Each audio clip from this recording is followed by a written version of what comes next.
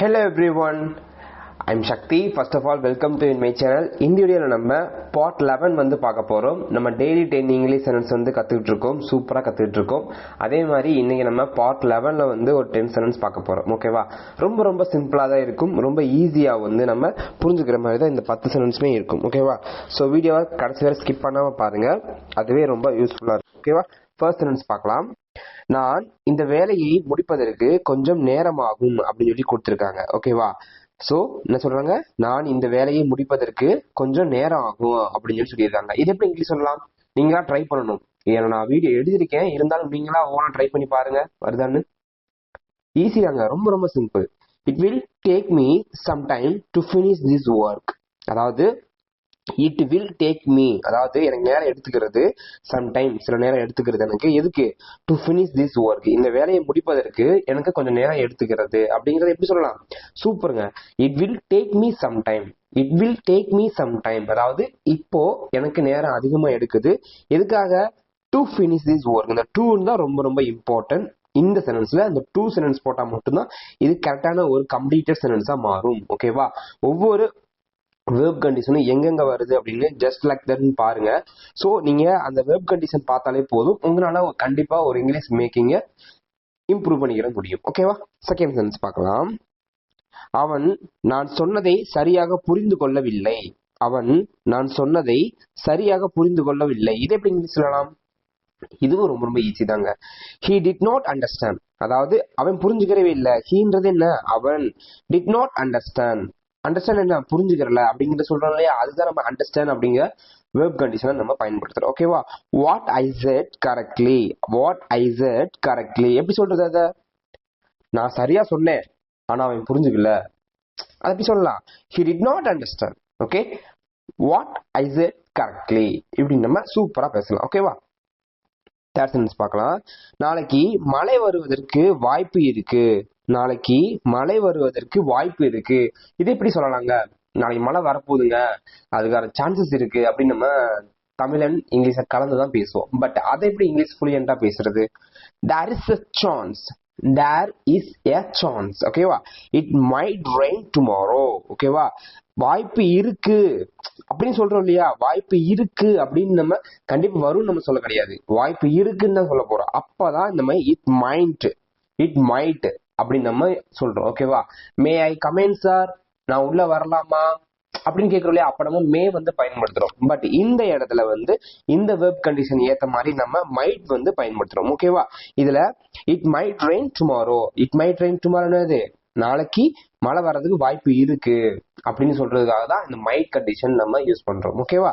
So இந்த மாதிரி sentence வந்து ரொம்ப ஈஸியாவும் இருக்கும். அதே மாதிரி இந்த மாதிரி நீங்க பேசி பழகுறப்போ உங்களுக்கே ஒரு கிரியேட் ஆயிரும், இப்படிதான் பேசணும் அப்படின்னு வந்து புரிஞ்சிடும். ஓகேவா? ஃபோர்த் சென்டென்ஸ் பார்க்கலாம். நீங்க என்ன செய்ய விரும்புறீங்க. நீங்க என்ன செய்ய விரும்புறீங்க, இதுக்கு மொத்தம் நம்ம ரெண்டு விதமா நம்ம ஆன்சர் பண்ணலாம். ஓகேவா? What do you like to to. What do you like to to, நீ என்ன செய்ய விரும்புறப்பா அப்படின்னு சொல்றோம் இல்லையா, அதுக்குதான் நம்ம இந்த கண்டிஷன் நம்ம பயன்படுத்துறோம். Okay, what do you like to do அப்படின்னு நம்ம சொல்றோம். ஓகேவா? அடுத்து பாருங்க, what would you like to to, அதாவது என்ன செய்ய விரும்புற, நீ என்ன செய்ய வேண்டும் அப்படின்னு சொல்ற இல்லையா, அப்ப நம்ம what would you like to do அப்படின்னு கேட்கலாம். இல்லாட்டினா what do you like to do அப்படின்னு நம்ம கேட்கலாம். ஓகேவா? வாட் டு யூ யூஸ் பண்ணலாம், வாட் வுட் யூ யூஸ் பண்ணலாம். ஓகேவா? ரெண்டுமே சரியான வார்த்தை தான். நீங்க என்ன செய்ய விரும்புறீங்க அப்படின்னு கேட்கிறப்போ what did you like to do அப்படின்னு கேட்கலாம், what would you like to do அப்படின்னு ரெண்டு சென்டென்ஸையும் நம்ம பயன்படுத்தலாம். ஓகேவா? இதெல்லாம் ரொம்ப சிம்பிளுங்க. ரொம்ப ஸ்கூல் குழந்தைங்க சூப்பரா பேசுங்க இந்த மாதிரி சென்டென்ஸ் எல்லாம். ஓகே, சோ நீங்களும் ஒரு பிகினர் ஸ்டேஜ்ல இருக்கீங்க, இன்டர்மீடியட்ல இருக்கீங்கன்னா இந்த மாதிரி சென்டென்ஸை வந்து ஜஸ்ட் லைக் தட் பேசுங்க. What do you like to do அப்படின்னு சும்மா கேளுங்க. ஓகேவா? உங்க ஃப்ரெண்டை பார்த்தோ, உங்க அம்மாவை பார்த்தோ அப்படி கேளுங்க. அது ரொம்ப சிம்பிளா இருக்கும். ஓகேவா? அஞ்சாவது சென்டென்ஸ் பார்க்கலாம். இந்த புத்தகத்தில் சில பயனுள்ள தகவல்கள் உள்ளன. அதாவது இந்த புத்தகத்துல சில முக்கியமான விஷயம் இருக்கு அப்படின்னு நம்ம சும்மா ஹம்பிளா பேசுவோம் மத்தவங்க கிட்ட, ஃப்ரெண்ட்ஸ் கிட்ட சொல்லுவோம், இந்த புத்தகம் நிறைய இருக்குப்பா அப்படின்னு சொல்லுவோம் இல்லையா. அது எப்படி கரெக்டான சென்டென்ஸை பயன்படுத்துறது? இந்த புத்தகத்துல எது இருக்குப்பா, அதை எப்படி சொல்லலாம்? திஸ் புக் கண்டைன்ஸ் என்னது, விஷயங்கள், பயனுள்ள தகவல்கள் அப்படின்னு சொல்றோம் இல்லையா, அதான் வந்து கண்டைன்ஸ் அப்படின்னு சொல்றோம். Some useful information. This book contains some useful information. Okay, இந்த புக்ல சில விஷயம் இருக்கு, ரொம்ப பயனுள்ள விஷயமா இருக்கு. ஓகேவா, அததான் நம்ம this book contains some useful information அப்படின்னு ரொம்ப ரொம்ப சிம்பிளா பேசுறோம். ஓகேவா, இன்ஃபர்மேஷன் என்னது, தகவல் அப்படின்னு அர்த்தம். ஓகேவா, இன்ஃபர்மேஷன்னா தகவல் அப்படின்னு அர்த்தம், யூஸ்ஃபுல்னா பயனுள்ள விஷயங்கள் இதுல இருக்கு அப்படிங்கிறதுக்காக தான் இந்த சென்டென்ஸை நம்ம பயன்படுத்துறோம். ஓகேவா, சோ அடுத்து பார்க்கலாம்.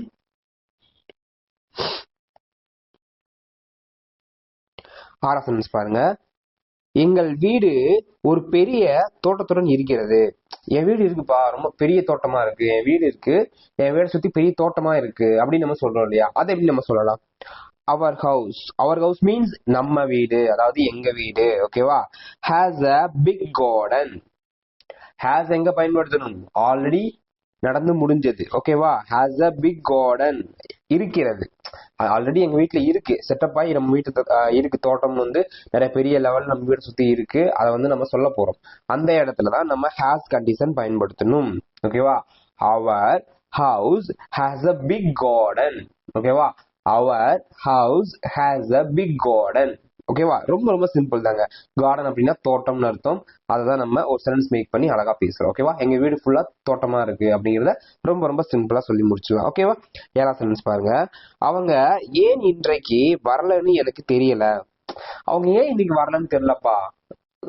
ஒர்க் இருக்கும், நம்ம ஏதாவது ஒரு கம்பெனிலயோ ஒரு ஸ்கூல்லயோ காலேஜ்லயோ ஒர்க் பண்ணிட்டு இருப்போம், இல்லாட்டி ஏதோ ஒரு ஷாப்ல ஒர்க் பண்ணிட்டு இருப்போம். அப்ப திடீர்னு அவங்க கேட்பாங்க, ஏன் அவங்க இன்னைக்கு வரலன்னு தெரியல, ஏன் அவங்க இன்னைக்கு தரல என்னன்னு தெரியல, திடீர்னு லீவ் போட்டாங்க அப்படின்னு சொல்றாங்க இல்லையா, அதை எப்படி சொல்லலாம்?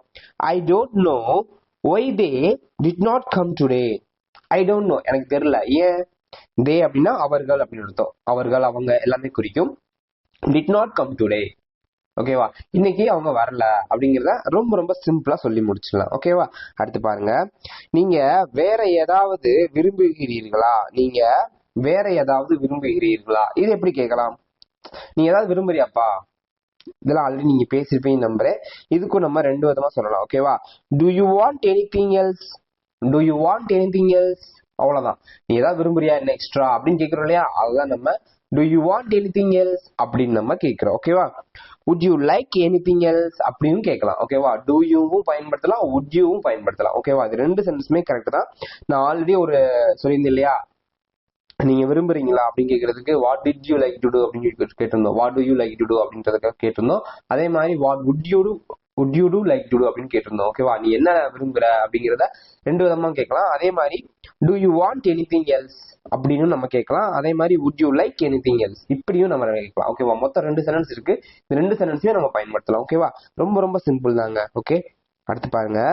வண்டியை மெதுவாக ஓட்டுவது ரொம்ப முக்கியம், இது எப்படி சொல்லலாம்? வண்டியை ஓட்டுவது, மெதுவாக ஓட்டுவது, ஓகேவா, ரொம்ப ரொம்ப முக்கியம் அப்படின்னு சொல்லிக்கிட்டே இருப்பாங்க. என்னடா எங்க அம்மா வந்து இல்லப்பா வண்டியை ஃபாஸ்டா ஓட்டாதப்பா, ரொம்ப கஷ்டமா இருக்கு, ரொம்ப ஃபாஸ்டா போகாத, பயமா இருக்கு அப்படின்னு சொல்லி சொல்லுவாங்க. நான் வந்து பயப்படாம இல்லம்மா நான் அப்படிதான் ஓட்டுவேன் அப்படின்னு நான் எனக்குள்ளேயே ஒரு மோட்டிவேஷன் கிரியேட் பண்ணி ஃபாஸ்டா தான் போயிட்டு இருப்பேன். அப்போ இந்த சென்டென்ஸ் வந்து எனக்கு பொருத்தமா இருக்கும் நான் நம்புறேன். வண்டியை மெதுவாக ஓட்டுவது ரொம்ப முக்கியம், இது எப்படி சொல்லலாம்? It is very important to drive slowly. It is very important, எது முக்கியம்? இது முக்கியம் ரொம்ப, எது? டு டிரைவ் ஸ்லோலி, மெதுவாக போறது ரொம்ப ரொம்ப முக்கியம் அப்படின்னு நம்ம சூப்பரா சொல்லலாம். ஓகேவா, இந்த சென்டென்ஸுமே ரொம்ப ரொம்ப சிம்பிளான சென்டென்ஸ் தாங்க. ஓகேவா, அடுத்த சென்டென்ஸ் பார்க்கலாம். 10th சென்டென்ஸ் ரொம்ப ரொம்ப ஈஸியா தான் இருக்கும். ஓகே, அந்த கதை என் மனதை தொட்டது. அந்த கதை என் மனதை தொட்டது. Some of stories we are reading. ஓகேவா, சில நேரங்கள்ல நம்ம படிப்போம், சம்டைம்ஸ் ஃப்ரீயா இருக்கிறப்போ நம்ம வந்து கதை படிப்போம், ஒரு இன்ஃபர்மேஷனா இருக்கக்கூடிய ஒரு கதையை வந்து நம்ம தெரிஞ்சுக்கணும் அப்படின்னு ஆசைப்படுவோம். அப்பதான் இந்த மாதிரி சென்டென்ஸ் நம்ம பயன்படுத்துவோம். அந்த கதை என் மனசை தொட்டுருச்சுப்பா, அந்த கதை என் மனசை தொட்டுருச்சுப்பா அப்படின்னு சொல்லுவாங்க. That story touch my heart, அவ்வளவுதான். இந்த ஸ்டோரி டச் மை ஹார்ட், எனக்கு அந்த கதை வந்து மனசை தொட்டுருச்சு அப்படிங்கிறது எப்படி சொல்லலாம்? The story touched my heart அப்படின்னு ரொம்ப ரொம்ப சிம்பிளா சொல்லி முடிச்சிடலாம். ஓகேவா, அவ்வளவுதான் ஃப்ரெண்ட்ஸ். 10 சென்டென்ஸ் சும்மா சிம்பிளா சும்மா பேச்சு வழக்கில் பாக்குற மாதிரி பார்த்து முடிச்சிட்டோம். ஓகேவா, இந்த 10 சென்டென்ஸ் ஜஸ்ட் மறுபடியும் ஒரு வீடியோ பாருங்க, அதுக்கான சென்டென்ஸ் உங்களால மேக் பண்ண முடியுதான்னு ட்ரை பண்ணுங்க. நீங்க இப்பதான் இங்கிலீஷ் கத்துட்டு இருக்கீங்க, நான் இப்பதான் பேசிட்டு இருக்கேன் அப்படின்னா ஒன்னும் பிரச்சனை இல்லை, இங்கிலீஷ் கண்டிப்பா கத்துக்கலாம். இங்கிலீஷ் ரொம்ப ரொம்ப ஈஸியான லாங்குவேஜ் தான். ஓகேவா, பட் டெய்லி நீங்க எவ்வளவு எஃபர்ட் போடுறீங்க அதை பொறுத்துதான் உங்களோட இம்ப்ரூவ் அண்ட் நாலேஜ் ஸ்கில் வந்து டெவலப் ஆகும். ஓகேவா? பாசிட்டிவா திங்க் பண்ணுங்க, இங்கிலீஷ் சூப்பரா பேசலாம். ஓகேவா? இந்த வீடியோ பிடிச்சா மறக்காம சப்ஸ்கிரைப் அண்ட் சப்போர்ட் பண்ணுங்க. அப்பதான் எனக்கு ஒரு ரொம்ப மோட்டிவேட்டடா இருக்கும். ஓகேவா ஃப்ரெண்ட்ஸ்? தேங்க்யூ. முடியாதது ஒன்றுமே இல்லையே, படியாக்கலாம்